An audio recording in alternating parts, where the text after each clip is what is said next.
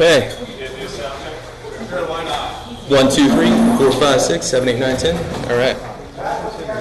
All right. Great. Ladies and gentlemen, thanks again for coming out. We really appreciate your time and really appreciate you telling the story of this important response. What I'm going to do first is just give you the name of all the speakers and potential speakers that are here with us today, so that way you have the correct spelling of their name and title. First, it will be Captain Jennifer Williams, Incident Commander for the response. First name, Jennifer Williams, Williams. She's a Federal On-Scene Coordinator from the EPA. Miss Michelle, Michelle, Rogow, Rogow, U.S. Environmental Protection Agency, Federal On-Scene Coordinator. Captain Mark Crossland, MarkCrossland, California Department of Fish and Wildlife, Office of Spill Response, State On-Scene Coordinator.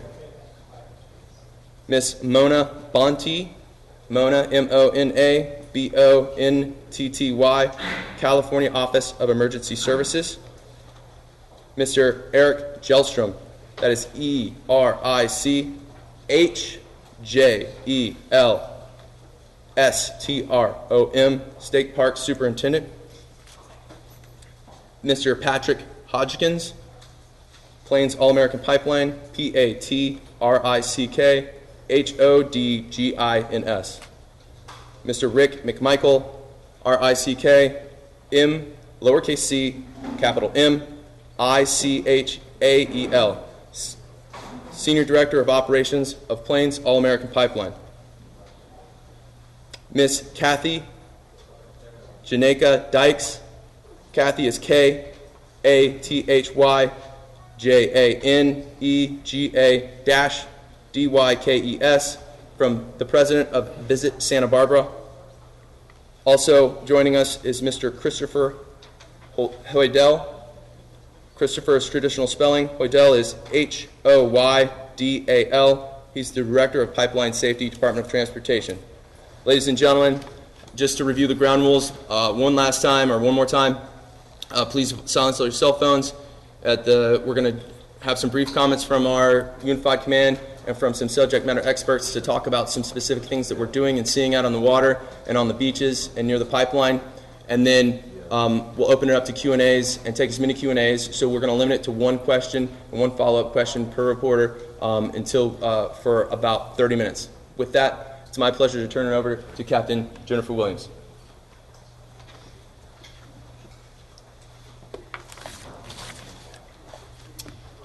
Thank you and good afternoon, ladies and gentlemen. The safety of the public and the response personnel continues to be our top priority throughout the entire incident. I would like to talk about one safety issue that's important today. I'm asking the public not to fly unmanned aerial vehicles known as drones in the area of where we're doing our response efforts, because they cannot be seen by our aircraft that are responding in the area. We don't want to cause another accident, so we please ask you, please don't use your drones in those areas. We continue to minimize impacts to wildlife and environment. Thousands of feet of hard, absorbent, and diversion boom have been deployed to contain and divert oil away from environmentally sensitive areas so it can be corralled and recovered from the water. As more boom arrives, it will be tactically placed and deployed to areas that will increase the scale of oil removal and diversion. Cleaning the oil from waterways and beaches, there's hundreds of response personnel have continued to work nonstop since the onset of the oil spill, and we're working diligently in every facet of this incident to remove the oil from the waters and the beaches affected by the spill. The only reason that we would stop operations during the day or night is for safety reasons. If there are high winds or high waves or the tide is too high, we sometimes have to suspend or temporarily suspend our operations. Requests from volunteers have continued to grow, and there has been an overwhelming response. We thank the community for taking action, and we're working hard to utilize as many volunteers as possible. Currently, there is more than 7,000 feet of boom corralling, diverting, and absorbing oil. Nearly 10,000 gallons of oily water mixture has been removed from the water. 91 cubic yards of oily solids and 800 cubic yards of oily soil have been removed from the beaches along the culvert areas leading from the spill site. 9.5 square miles of ocean have been impacted, encompassing 7.8 miles of coastline that has been impacted from Hondo Arroyo to El Capitan beaches. Wildlife experts are walking the beaches looking for any affected wildlife. Our wildlife centers continue to operate and are ready to receive impacted animals. We continue to ensure we inform the community of our response efforts. Please continue to check refugioresponse.com for updates.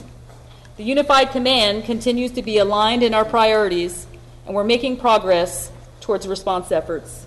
Thank you.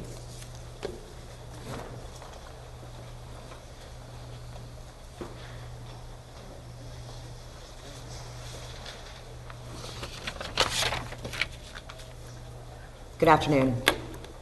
My name is Michelle Rogo, and I'm an on-scene coordinator for the U.S. Environmental Protection Agency. EPA's focus in its response is to oversee the cleanup efforts from the source area where the pipeline release began all the way to the coast. I'm going to give you a brief update on the response efforts over the last 24 hours.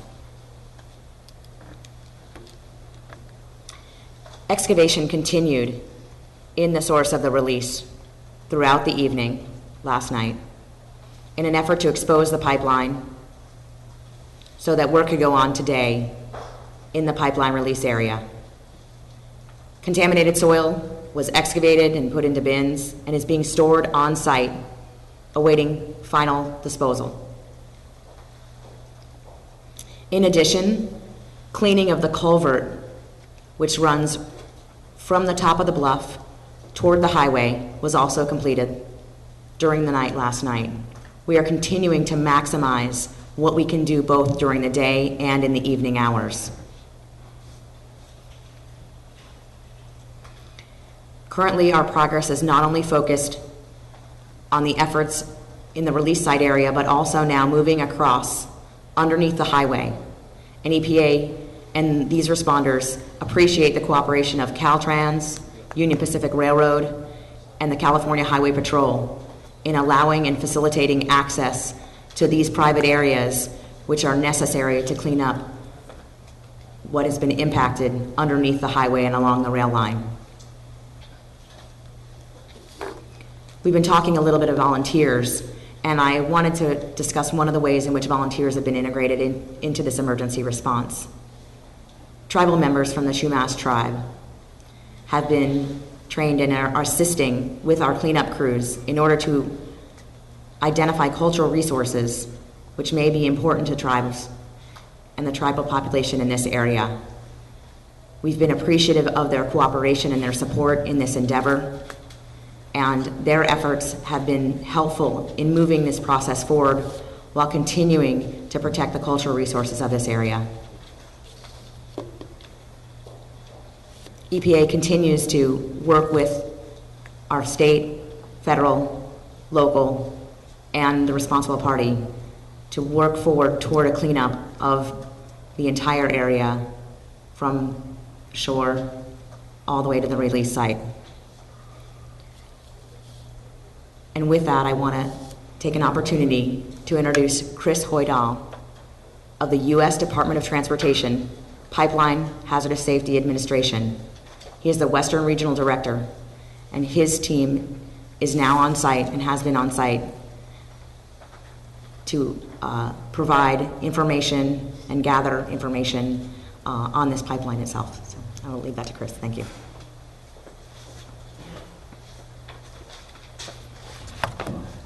Thank you, Michelle. Chris Hoydal, U.S. Department of Transportation, Pipeline and Hazardous Materials Safety Administration. We are the federal agency that has safety oversight of all the interstate pipelines in the United States, as well as provide regulations for intrastate pipelines. So this pipeline that failed is under our regulations. The day of the release, we dispatched 4 people out of our Ontario office to the site. We also dispatched a 5th person to Plains' Midland, Texas Control Center. Based on preliminary information, we issued a corrective action order yesterday. It orders the pipeline to stay shut down until we give approval to restart it.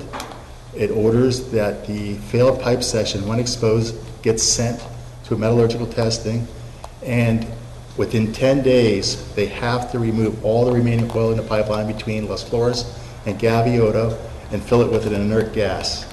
So we want to make sure as the accident investigation proceeds that any other releases cannot, with zero risk of a release, while we're conducting the investigation.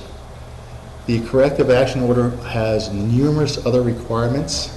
We are fortunate, one of the regulations we have is to run what we call a smart pig or an ILI device through the pipeline on a periodic basis. And one of these smart pigs was just run May 5th. So we have contemporaneous information.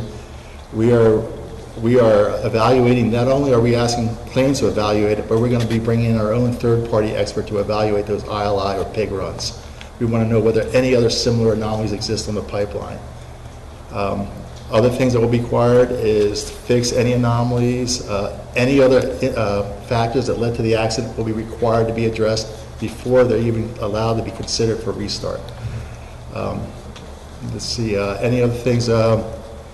We're also asking them to review the response efforts that has been going on for the last few days, and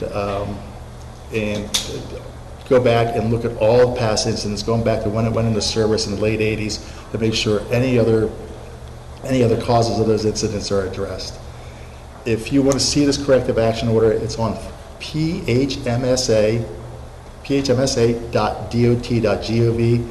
It has a lot of good information. It has preliminary findings to date. It also has the detailed corrective actions and what steps Plains needs to take to get their line back into service. Thank you.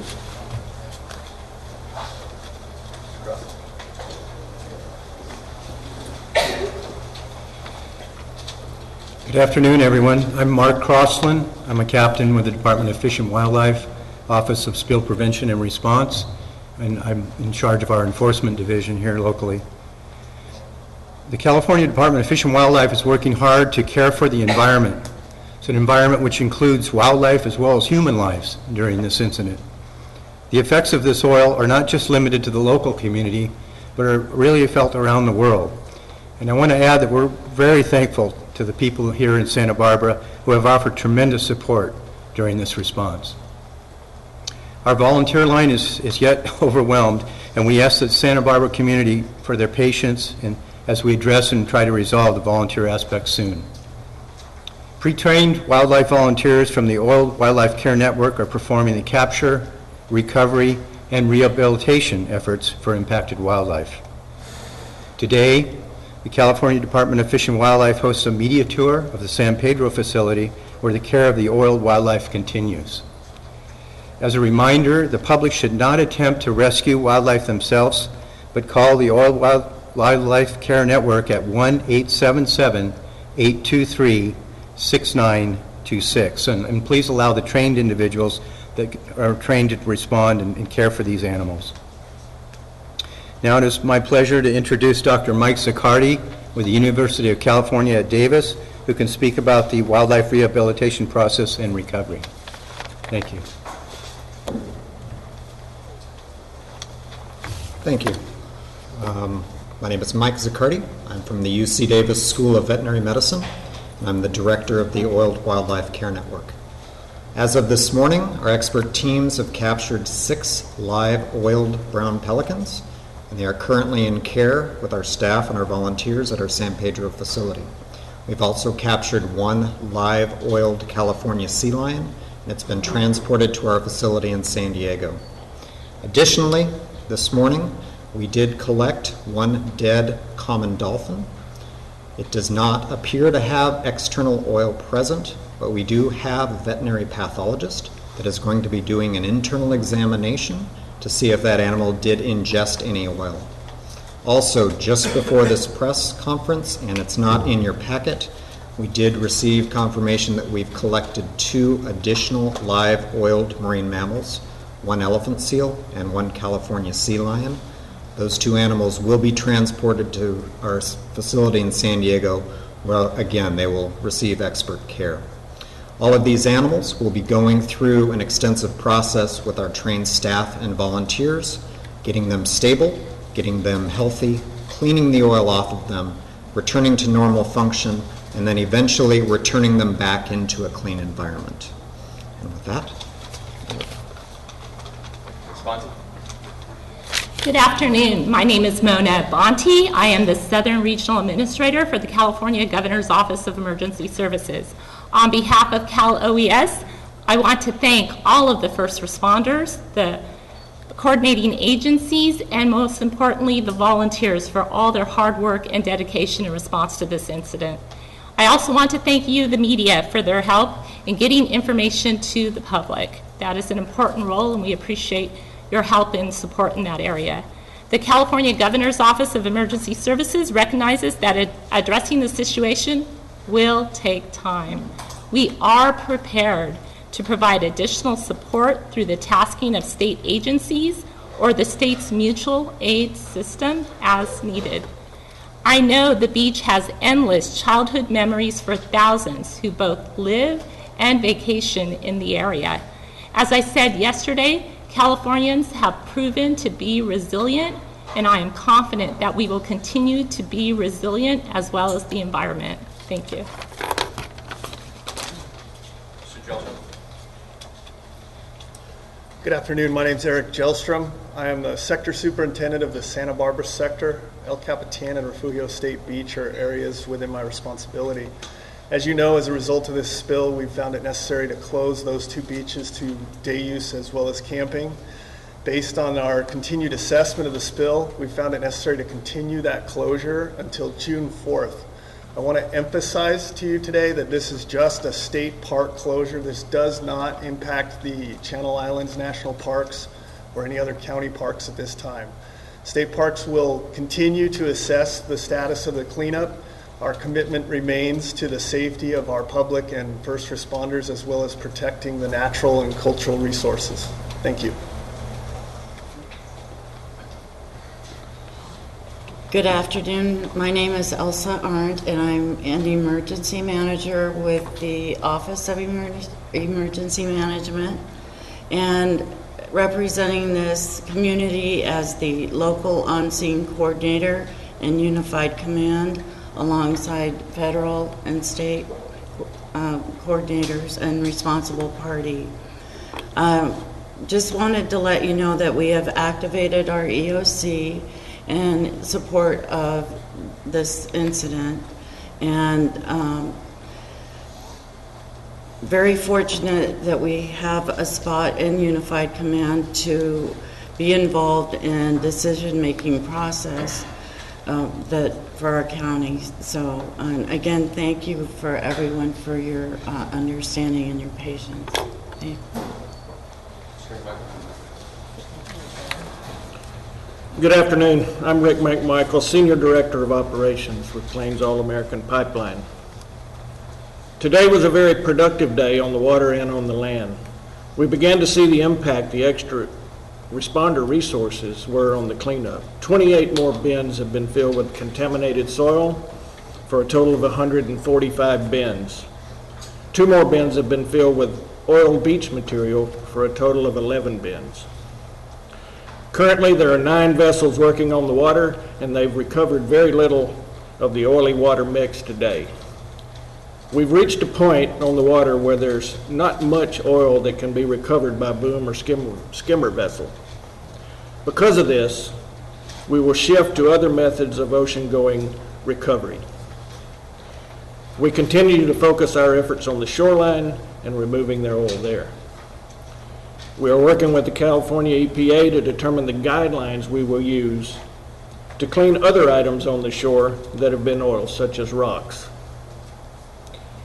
In terms of the excavation of the pipeline, we are making progress here as well. In order to remove the affected section of pipeline, we have to drain the oil that remains in the pipe. This is a slow but important process. The recovery of these barrels could reduce our calculation of the worst case release volume. We don't yet have an accurate measurement of how much oil came out of the pipeline. We currently anticipate it'll take the majority of today and possibly into tomorrow. Once the oil is evacuated from the line, the excavation of the affected section of pipeline will begin in conjunction with PHMSA. This may take up to a couple more days. Again, we are making good progress. Although we still have a ways to go, I want to thank all of our responders who are working so hard out there, our partners in the Unified Command, and of course the community for its patience as we work to make this situation right. We will be here as long as it takes. As a reminder, the latest information on the response efforts can be found at www.refugioresponse.com. For those who have general questions or who would like to submit a claim, they can call our claim lines at 866-753-3619. Thank you.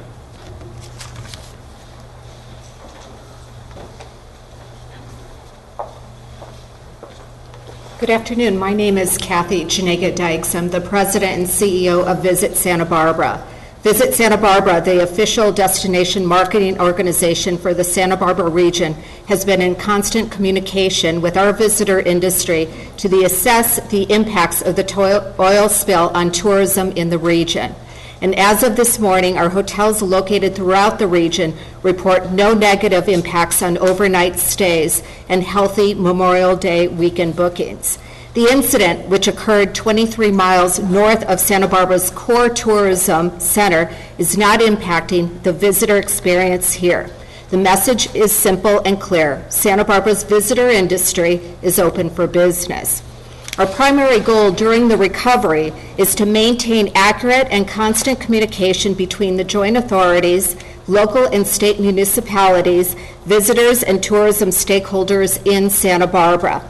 We continue to update any potential impacts to the visitor on our website, santabarbaraca.com, and have shared this update with our partners at Visit California, which is the state tourism marketing organization, to share with offices both domestically and internationally.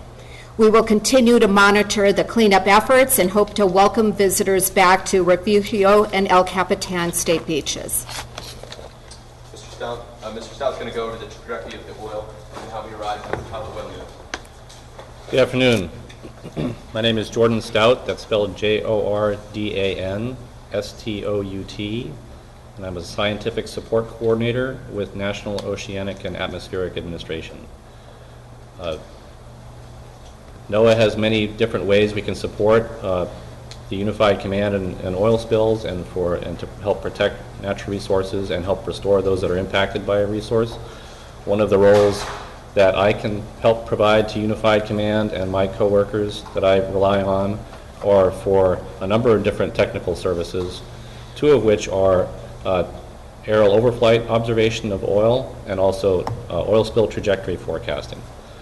On the panel here on your left is an example of this of a map generated from this morning's aerial observation overflight, which involved one of our experienced and trained overflight observers that we brought in specifically for this spill, as well as a local experienced oil spill responder who is very familiar with not only the area but also oil spill operations and also the natural seep activity that's common in some parts of this part of Santa Barbara Channel, including right off the Coal Oil Point area, which is depicted on part of this map. I won't go over the map in detail, but I believe you have that in your packets, and you're welcome to look at the poster afterwards. I'll just kind of go over some broad information. The flight path is shown there, as well as some of the observations that were noted by both experienced observers during that flight. We covered a much larger area than we had during yesterday's overflight, including looking at areas further south and also further east to make sure that we hadn't missed anything in yesterday's overflight. You can see descriptions in the text boxes that relate to their observations. If you read through those, what those are actually essentially indicating are relatively light oil. It still remains offshore. We use terms like sheen, which is a very, very thin layer of floating oil on the surface of the water. It's going to be much thinner than the layer of paint on the wall of the building, for instance. There may be things, scattered tar balls, which may be small particles of oil that might be in the neighborhood of dime size or quarter size or maybe a little bit larger. Sometimes they're very hard to see from an aircraft, however, but these are the observations that were seen from the aircraft earlier today. In general, the oil that they saw today, what we would characterize as generally light oil offshore, and some of the observations on the eastern part of the flight path indicate that some of the oil they were seeing were very indicative of natural seep activity. We have natural seep areas in this area. One of those natural seep areas was clearly indicated by bubbles rising to the surface along with oil in certain areas. So it's clear that there is at least some natural seep activity going on in at least the eastern part of where they flew. Thank you, sir. Ladies and gentlemen, we have time for 10 minutes for questions. I'd ask you to please stand up and just say your name, your organization, and ask your question. You have time for one question and one follow-up. Yes, ma'am. This was for you, Pat, if you don't mind. I think that's right. Given today's new corrective action order by the DOT, looking back, what would your company have done differently, and what changes are you going to make in the future to make sure something like this doesn't happen again? So corrective action letters is something you expect when you have an unfortunate release such as this. We will work closely with the federal agents to fill out all the different aspects that they require us to do.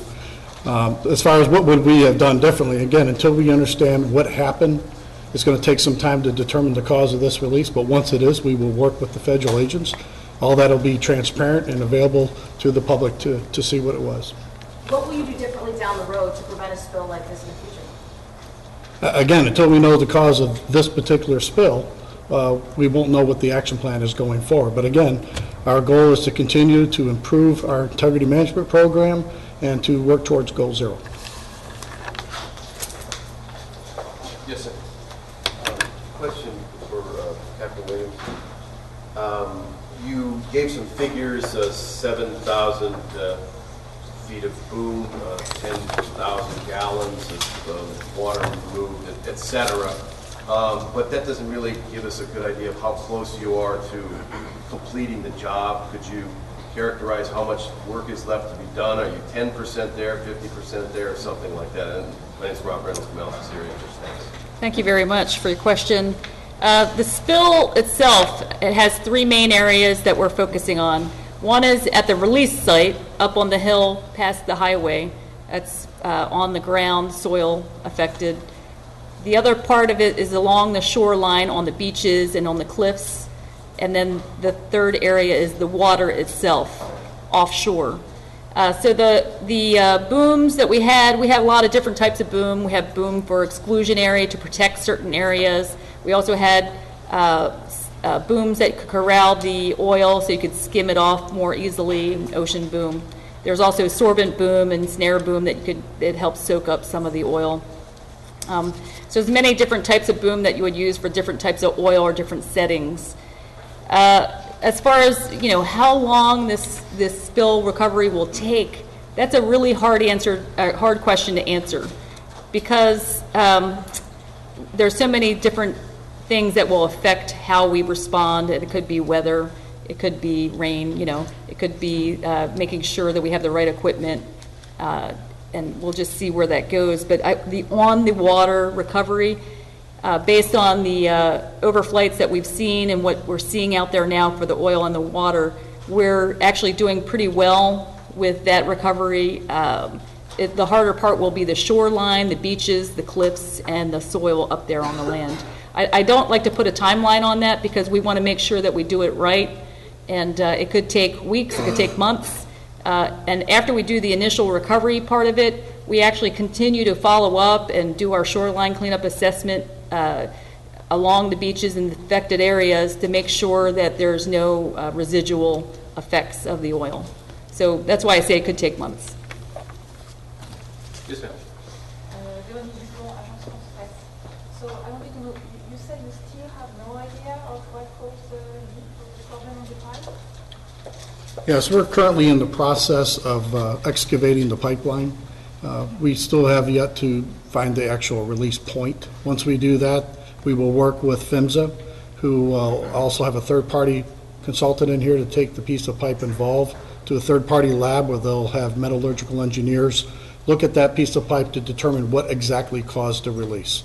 And until we have that information, which takes months, as you can understand, we won't know the exact cause. Once we know that, we'll take the appropriate measures to make sure that we don't let it happen again. And is there still oil leaking out of the pipe? Because there's still much oil there. At this time, the pipeline has been shut down and contained.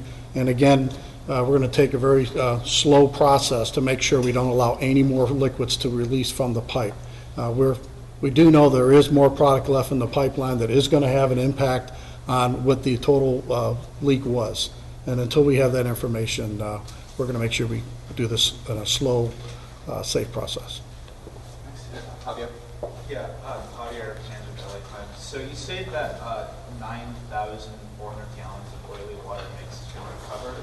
What does that compare to the total 21,000 gallons that went into the water? Because once it gets into mixes, I've been told that 50 gallons can go in, you could get 10,000 gallons of mix out of that. So what is kind of how much more oil is there at some cap that be recovered? Let me just say, first of all, that the worst case scenario number we gave you yesterday is not the amount of oil that went into the water. Only a portion of that went into the water. How much? Yeah. Well, we will determine that. Our investigative team will determine how much went into the water, how much we recover, how much we get out of the pipeline. You don't So know. all of those will be used by our team to determine. Let Javier get his follow-up in. What about oil that has sunk, that's not on top of the water, that's sunk down?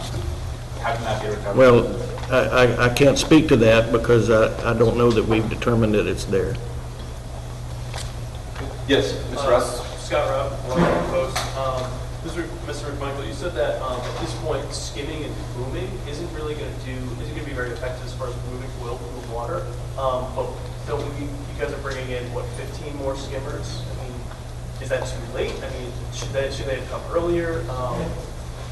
What's the situation? As our expert stated up here, there's a very light sheet on the water.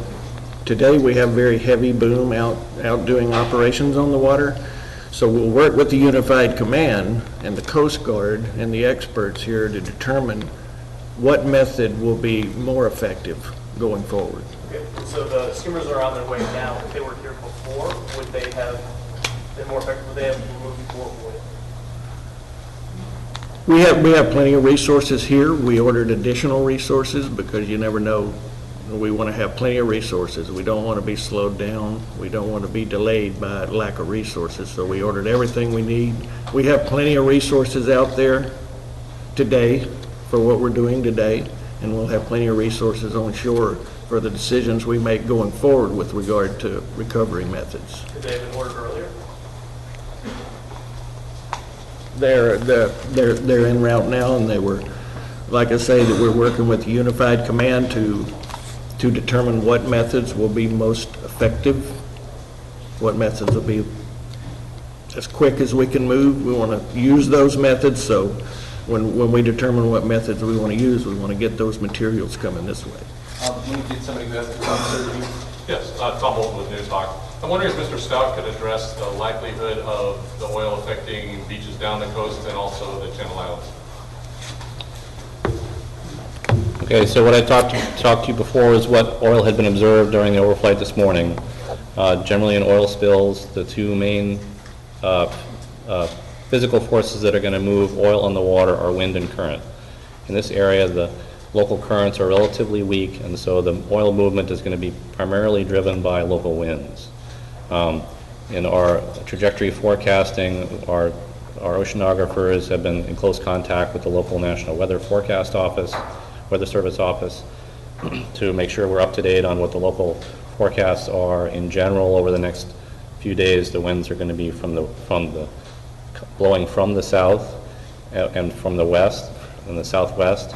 So any oil that's offshore that's out there is going to tend to be pushed to the northeast generally and east potentially. The question is how much oil is out there. We obviously did an overflight this morning. They didn't see a large quantity of oil. They covered a very large area. Granted, there may be a lot of small particles out there that are difficult to see from an aircraft. So we recognize that there is oil out there, and the winds are going to tend to push it towards the north and to the northeast generally. Also, the character of some of these oils, like the sheen that I talked about, the very thin oil, that's going to tend to dissipate more rapidly, and particularly under heavy wind conditions. We're expecting heavier winds this afternoon, so it may very well be that a lot of the oil we saw during the flight earlier today may no longer be visible during tomorrow morning's overflight. So over time, that volume of oil offshore that may potentially threaten shorelines to the east is diminishing over time, and so it may very quickly get to the point where there's not enough oil out there to really cause impacts to shorelines that would be visually noticeable above the natural background oiling. And that would apply to the Channel Islands as well? All right, the Channel Islands are well to the south of this area. They're not depicted on the map. They're off to the map to the south. And the winds just aren't blowing in a direction that would push the oil that far. And even if they were, I would be very surprised if that oil would have persisted long enough on the surface to be able to reach the Channel Islands. So I don't perceive that as a threat to the Channel Islands in the very near future. Thanks. We have time for one more question. Yes, sir. Yeah. Patrick, I'd like to ask you a question. Sure. After what happened yesterday, I'm just wondering if you might be able to give us an answer. I'm still trying to figure out, based on that Los Angeles Times report, which painted not the best picture of what your company has done as far as following rules or violations or citations or whatever. Do you think, this is what I was trying to ask yesterday, do you think your company has done all it can do in the past to prevent problems like this from happening? Good question. And I would like to go back to the question here. I want to make sure it's clear. We have enough resources, and we are not delayed with waiting on resources to come on scene. As you can imagine, there's many different aspects to a cleanup, and throughout the process, different methodologies must be utilized, and therefore, different types of recovery methods always require different types of equipment. So we just want to make sure we're clear that we have plenty of resources on site. We will overreact and even bring more resources. As to your question, do we think we are doing enough? And are we happy? Have you done enough in the past to prevent something like this from happening? I know going forward, you talked about how you want to make sure this doesn't happen again. I understand going forward. I'm looking a bit in the past. Have you done in the past, your company, things to prevent stuff like this from happening? So I'll answer that with our goal is zero. Obviously, are we happy with this unfortunate event? Absolutely not. But, you know, keep in mind that of the 175 incidents that you were referring to, 50% of those were very small, involving less than 5 barrels. 26 of those were classified on the PHMSA website as less than 0 barrels spilled, and that's due to the fact they round their numbers and it was 20 gallons or less.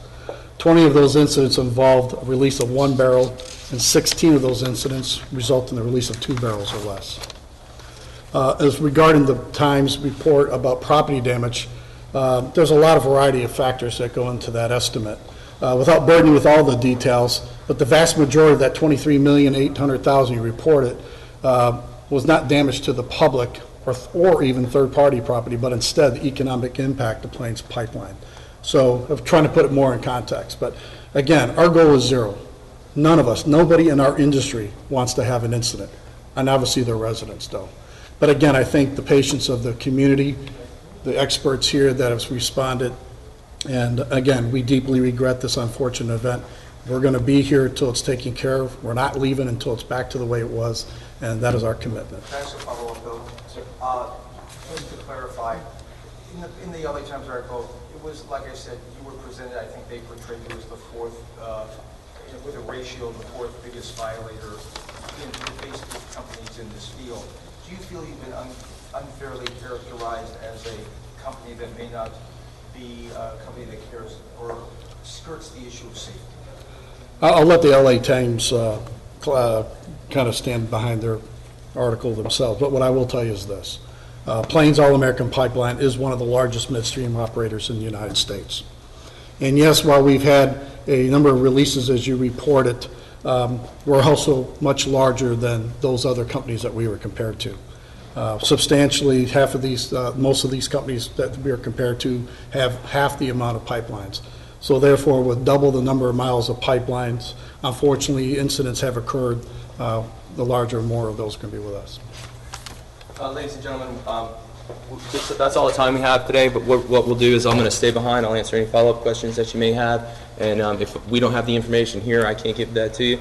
We'll get you your information and get you a call back as soon as we possibly can. So with that, ladies and gentlemen, right out that door right there. All right, thank you. So, Can you tell us when the next briefing is going to be? Yes, so we're going to be doing one